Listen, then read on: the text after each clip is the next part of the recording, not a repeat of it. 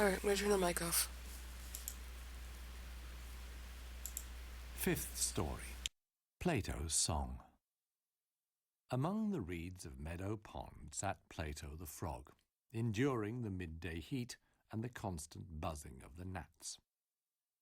The insects had been in high spirits ever since Plato had told them a few hours earlier that he wouldn't be preying on them, at least until evening, when it got cooler.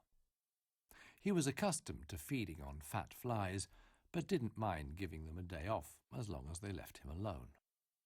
In this heat, just the thought of shooting his sticky tongue out of his mouth was exhausting. Plato slipped into the water and relaxed.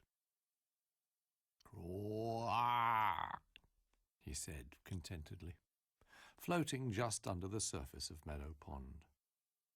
Just his head poked out of the water, and he watched opalescent dragonflies wheeling and zooming through the clear sky. With their huge compound eyes, the dragonflies could easily spot Plato, even when he was obscured by the water, so they showed off, flying aerobatics around him. At least that way they wouldn't tempt him to have a nice little snack. It's moments like these, when you should actually be feeling contented, that you realize there is something amiss. While Plato floated like a piece of wood, motionlessly pondering until he bumped into a water lily, his thoughts wandered to music. A long time ago, he had made music with 4 friends, by the pond or in glades, playing sessions which had brought them a certain amount of fame and recognition. Besides Plato the frog, the band consisted of Jonas, an otter from the north and a gifted trumpeter, Nicholas the lizard, an inspiring triangle player, Peter the badger, a master of the harmonica, and last but not least, Anya the mouse, who sang and played the accordion.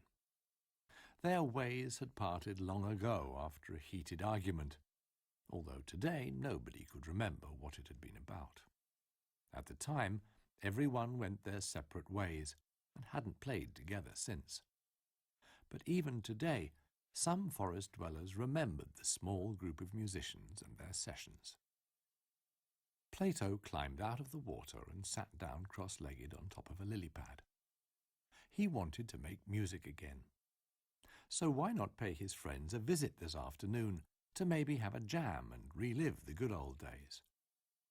As this thought struck him, Plato sprang up, danced a couple of tap steps, spread out his arms and exclaimed loudly, "Quack!" It already sounded like part of a song. In a high arc, the frog leapt headfirst into the water and swam back to his house on the opposite bank. A small footbridge led to the water where a rowing boat was moored. Frogs, of course, do not generally need boats, but Plato always had one ready for those guests who weren't too keen on swimming and could thus still enjoy the idyll of Meadow Pond with him. Plato opened his front door, walked down the hall, and climbed the ladder leading to his bedroom. His home clearly marked him out as a music enthusiast. His walls were covered in posters of famous musicians who'd been at their peak decades ago and since fallen into obscurity. Great entertainers from a time when the streets of the big city were filled with infectious rhythms and catchy tunes. Crab Calloway, the singing crustacean, a remarkable band leader in a white suit. The Rat Pack, who were in fact 3 very successful mice and who cracked jokes together on stage while performing their most enjoyable songs. There was a picture of Maurice Skunk, a charming French singer. Plato even owned a record player and a collection of LPs with his favourite singers. Despite the fact it was still very warm outside, the frog put on a white shirt, black trousers and braces, as he always did when going out to visit friends or family. Even in weather like this, for Plato it was out of the question not to dress in style. Finally, Plato went to the living room and opened the big doors of a huge cupboard. Carefully he took out a case, put it on the table and unlocked it. The case contained Plato's violin, its polished red wood gleaming in the sunlight. He ran his hand over the precious instrument before closing the case and snapping the locks shut. Then the frog left to visit the friends he had lost sight of so long ago. As Plato didn't like walking along gritty paths with his thin-skinned feet, which were more suited to swimming and the living room, he decided to take his bike. He strapped his violin case onto the rack and started pedalling. First on the list to visit was Peter. As far as Plato knew, the badger now owned a bakery and sold pastries on the western outskirts of the forest. The quality of his bread was beyond question, with many customers happily confirming the fact every Sunday when he baked his famous Sunday rolls. Plato rode along the bank of the pond, then turned onto the track that led around Mousewood. The direct route through the forest was shorter, but by bike he'd be quicker if he rode outside the woods. En route he came across two humans, who watched the frog pass by with astonishment. "Look, a frog," said one to the other. "They live in ponds and pools and eat insects, I think." Soon the frog reached the western edge of Mousewood, where he got off and pushed his bike along the path, since he wasn't familiar with this part of the woods and didn't know exactly where to find his old friend. In front of a row of houses, two grandfatherly squirrels were telling stories of the old days, with a cluster of grand and great-grandchildren playing and laughing around them. When they saw the frog with his bicycle, the children stopped playing to get a closer look at the stranger. The seniors, however, were too busy talking to take any notice. Plato turned to them and cleared his throat. "Grandpa, I think the frog wants something," one of the kids shouted, staring at his grandfather and pointing at the frog. As he couldn't stare at Plato at the same time, the other children took that part. "Yes, what is it?" one of the elderly squirrels asked. "Excuse me," Plato began. "Could you tell me where I can find the local bakery?" "Bakery, the elderly squirrel mused. "Used to be right over there," he said, pointing to the left with his cane. "Then," he continued, "then it moved over there," and he pointed to the right. "Nowadays, though," he concluded, putting his cane back on the ground in front of him, "nowadays they're somewhere else. You'll find bread and pastries over there." Plato turned around. There indeed, with a shop window displaying the finest cakes and rolls, was the bakery. It was full of customers. "Many thanks," Plato said, and pushed his bike over the road. "That frog's got style," said one of the elderly squirrels to the other. Plato's braces obviously recalled his own youth, when the streets of the big city were filled with infectious rhythms and catchy tunes. "He reminds me of someone." The bakery was bustling with activity. The entrance or exit of every customer was faithfully marked by a tiny bell, and made no exception for our frog. Inside, the smell of freshly baked wares filled the air. Cakes and bread, but also rolls and cookies. Behind the counter, a badger attended to customer after customer. Plato wasn't sure how he should ask about Peter, and decided to join the short queue. A few minutes passed, accompanied by the bell's clear ring when the door opened or closed, and the sale of blueberry cake, cheese sandwiches, and coarse wholemeal and poppy seed bread.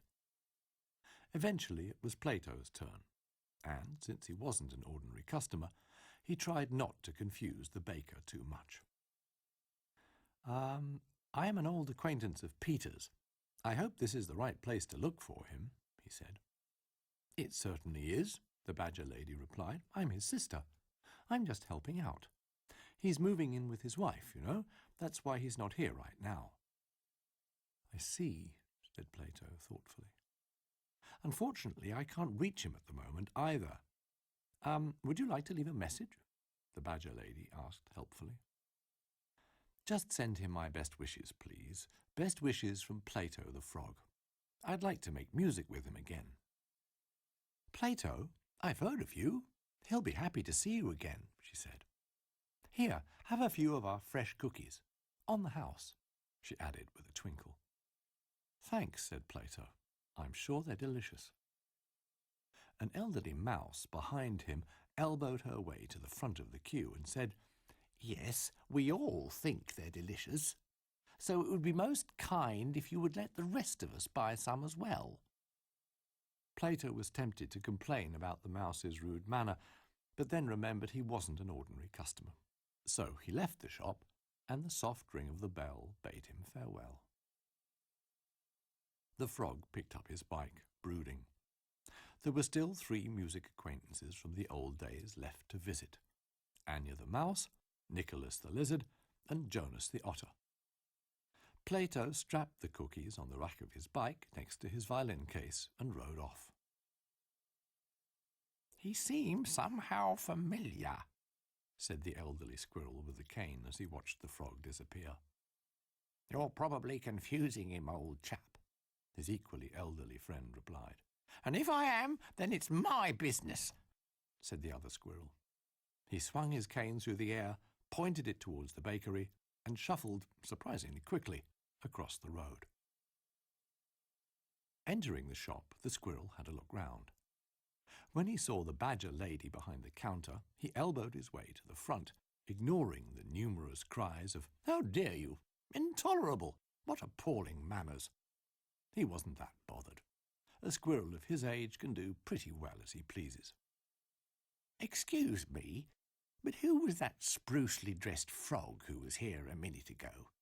The old fellow asked the badger. That was Plato, the musician, she replied. Plato, of course, the squirrel exclaimed, smacking his paw against his forehead, angry that this hadn't occurred to him earlier. Behind the still irritated customers, yet another person shoved their way through to the front.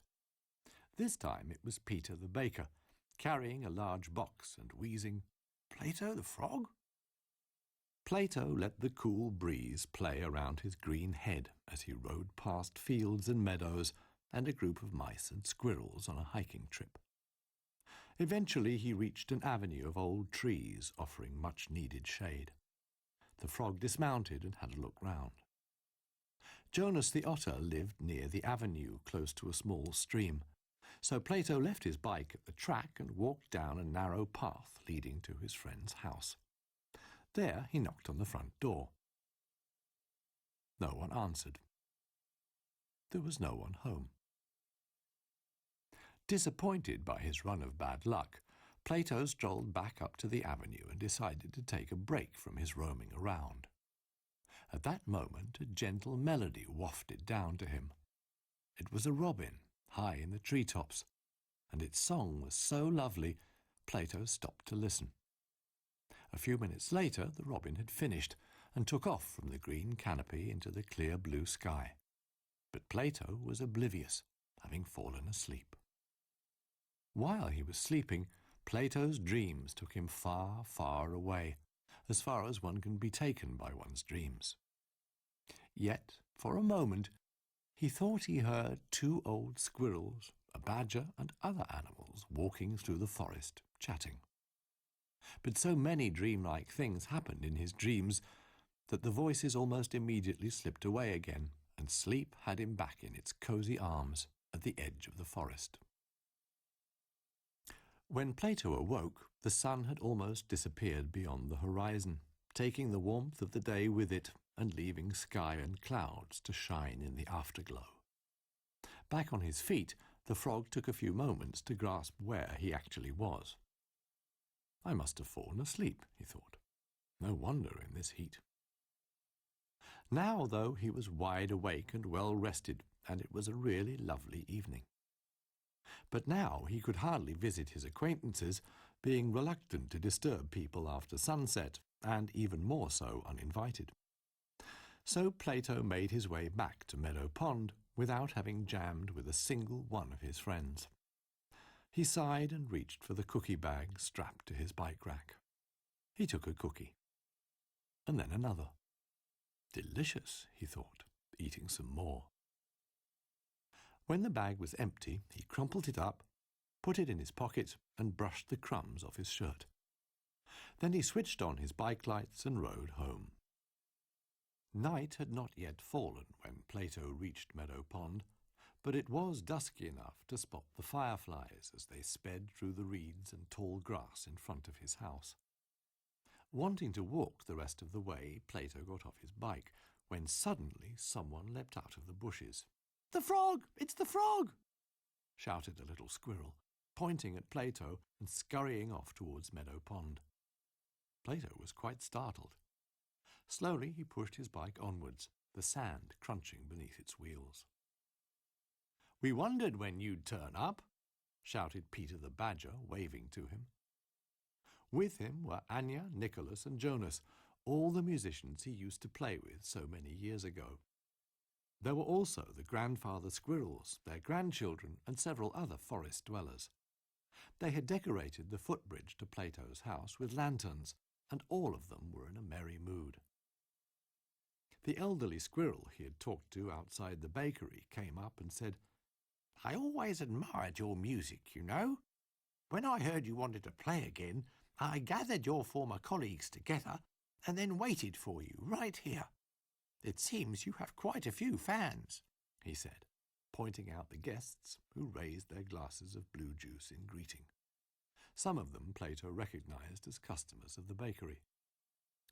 "Well then," said the frog, opening his case and taking out the instrument. The guests held their breath in anticipation. They were so quiet they could hear the soft sound of Plato picking up his violin and bow. Plato walked down to the footbridge, where his fellow musicians were already assembled. All four greeted Plato as if it had been yesterday when they last made music together. And then they were set. Anya the mouse picked up her accordion.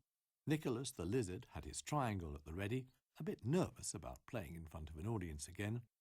Jonas the otter fiddled with the mouthpiece of his trumpet, calm as could be, and Peter took his harmonica out of his front pocket. "Why don't we start with Plato's song?" Anya suggested. The other musicians agreed, and Plato felt honoured, since he had composed Plato's song, one of their most famous pieces, back in their heyday. The band started to play, and their music sounded just like in the old days. The audience were enthusiastic, and more animals from the neighbourhood came to listen to the infectious rhythms. Even the toad family swam over from the opposite side of Meadow Pond and joined in.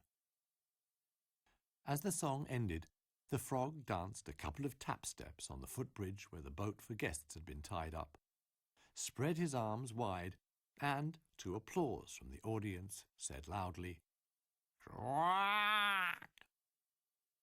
And that's how Plato's song ends. Sixth story. Granny Mouse, George the Stag, and a mysterious place deep in the forest. It was early in the morning, and most of Mousewood's animals were still asleep. So if anyone had tried to gently wake them, telling them the sun was up and the birds were singing their morning songs, all they would probably have done was roll over, mumble, and sigh incomprehensibly, just like humans when they want to keep on dreaming. Some animals, though, were already awake, either because they enjoyed the silence when the forest itself still seemed asleep, or because they just couldn't sleep any longer. The latter applied to George the Stag. He'd struggled for days now to get a good night's rest. He always woke up early and couldn't get back to sleep afterwards. Sometimes he was so tired that he didn't even know if he was truly awake or still sleeping and dreaming. So George roamed the deep forest of Mousewood, where even animals who lived there could get lost on occasion. If someone had seen him, they wouldn't have got the impression he was tired at all, since stags have a natural tendency to look regal. If the mice and squirrels ever decided they needed a king, they would surely suggest a stag. A stag's antlers certainly look regal enough. But there was no need for a king. And even if there had been, George would probably just be a prince, since his antlers were still pretty short. The young stag, as drowsy as he was regal, continued his walk through the misty hills of Mousewood. He was in search of a clearing he had discovered a few days back and visited 3 mornings in a row. The strange thing was, the clearing wasn't easy to find. Every morning, it seemed to George, it was in a different place. The glade was as wide as a field. There was tall grass, and the murmur of a stream could be heard nearby, even though it wasn't visible through the reeds and dense bushes. Right in the middle of the glade, still wreathed in mist, stood a huge gnarled tree, with a thick trunk, grand roots that went for miles deep into the earth, and mighty branches towering high towards the sky. George found this tree different from other trees. He liked trees. In fact, George knew many of them, and this one was different. Probably because it grew in such isolation. This enormous tree didn't seem to have anybody for company. Maybe that was why he liked to be around it. George stood next to the tree and looked around the clearing. He wondered what the tree was thinking. "You're an early bird, aren't you?" a cawing voice asked. Startled and bewildered, George looked around, but he couldn't see anybody. Was it the tree talking to him? The answer flapped down to George from a branch up in the green treetop, landing just above his head on a stumpy branch. A coal-black raven, his feathers shimmering mysteriously more blue than black in the day's first sunlight. The bird fluffed up his feathers and made himself more comfortable. "You've been here a couple of times now, haven't you?" he cawed. George nodded.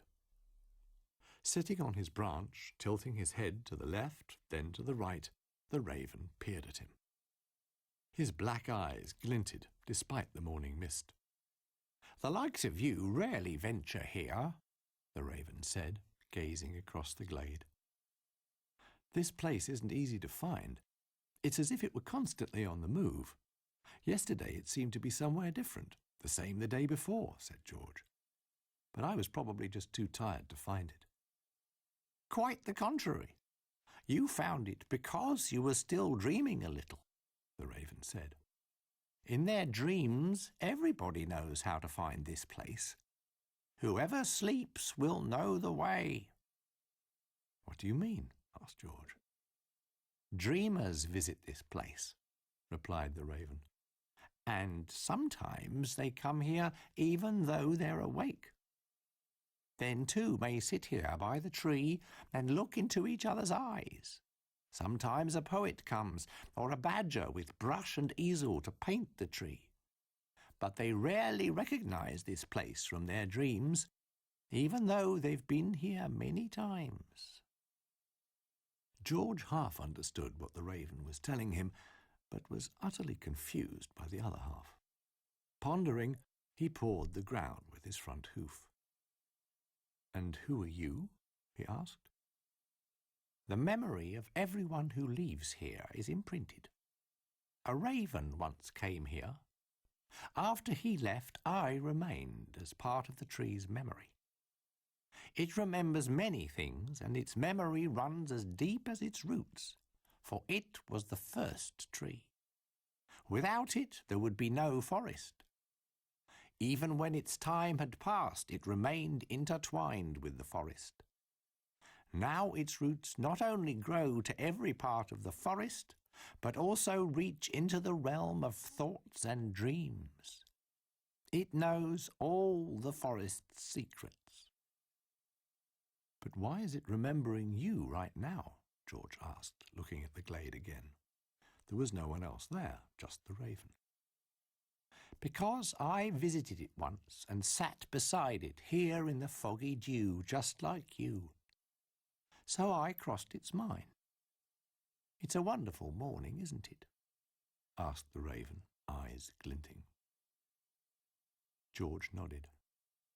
The raven soared skywards again and disappeared in the green canopy. What was left of the morning mist glowed faintly on the meadows under the gentle touch of the sun's light. High above, the wind began to sing in the branches, while the trunk softly creaked.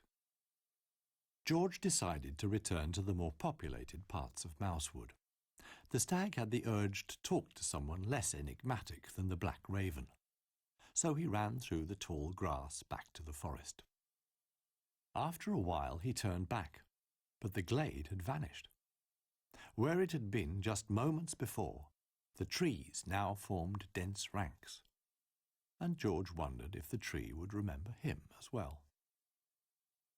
It was still early, but Mrs. Mouse the mouse was already busy. The old lady was preparing breakfast for her grandchildren, who were visiting her. She had already been to the baker's, luckily bakers are early birds as well, and bought some rolls. So the breakfast table was already set when her grandchildren, Lars and Jess, came tumbling down the stairs surprisingly early. They scurried over to the table, still in their pyjamas. Mrs. Mouse would have loved to pinch their cheeks because they looked so adorable. Then she remembered how she had hated having her cheeks pinched when she was a child, so she spared her grandchildren. Instead, she put a big glass of milk for them each on the table and tousled their hair. "Well, you two," she said, "you're up early." Lars raised his glass with both hands and took a long swig of cold, fresh milk. His big brown eyes looked out from behind the glass. After a swig that size, he needed a while and took a deep breath before he could answer. "Yes," Lars said excitedly, "'cause we're going to sell lemonade outside." "Lemonade?" asked his granny. "Do you know how to make lemonade?" "I can make lemonade," Lars replied, even more excited now. "Drinking lemonade is what you're good at," said Jess, who was a bit older than Lars, as he buttered his roll and daubed it with jam. "But you don't know how to make it." "I do, with lemons," said Lars. After breakfast, Granny Mouse made a jug of her tasty lemonade and gave it to Lars and Jess to sell in glasses to passers-by. They'd been inspired by their good friend Humbert. Even though he was a bit of a know-all, they still had a good time with him. Lars carried a small empty box from Granny's garden to the forest track, while Jess followed with a bigger one. Side by side on chairs, the boxes made an excellent booth for selling lemonade. All that was missing was a sign telling potential customers what was for sale and how much it cost. "How much is a glass of lemonade anyway?" Lars asked. "It's not so much what we charge, but how much a thirsty customer is willing to pay," Jess replied, like a true salesman, pacing up and down. "You mean they just give us as much as they like?" Lars asked, scratching his left ear. That wasn't what Jess meant, but he liked the idea anyway. "If we are that generous and let people just pay as much as they want, they may give us lots of money," he said, telling Lars what to write on the sign. Lars was good at writing, even though he hadn't started school yet. "Tasty lemonade. Price, customer's choice," is what the mice wrote on the sign, and then they waited for their first customer. From time to time, someone passed their booth with a friendly greeting, but no one wanted a glass of lemonade. Then Oswald the squirrel came along and was intrigued by the sign. "Just think about what you'd be willing to pay for a glass," Jess suggested. Oswald thought about it. After a while, he asked, "So I determine the cost?" "Yep," said Jess, already worried this would be too challenging and their first customer wouldn't enjoy thinking about the price of lemonade. Oswald ran off and climbed a tree some distance away. He briefly disappeared from sight, then reappeared on one of the trees nearby. He had a big, shiny acorn with him. "This one's perfect," Oswald said, polishing the acorn with the back of his paw so it shone even more. The young mice accepted Oswald's payment and poured him a glass of lemonade. He drank slowly, sip by sip. "Tasty," he said, returned the glass and took his leave. Lars and Jess put the shiny acorn on the counter and waited for more customers. Suddenly there was a suspicious rustling in the bushes, but the mice were concentrating on the path in front of them. "Psst," the bush behind them said. Did you say something? Jess asked, but Lars shook his head. Psst, psst, the bush said, now louder. The brothers turned around, and a stag poked his head out of the shrubbery and grinned at them. George, Lars said happily. Hey, you two, what are you up to? George asked. We're trying to sell marmalade, Lars answered. Lemonade, not marmalade, Jess corrected his younger brother. Lemonade, Lars amended. Look, we got a nice shiny acorn for one glass. George took a closer look at the acorn. It was so shiny he could see his own reflection in it. But it's really not as valuable as a glass of tasty lemonade, Lars said.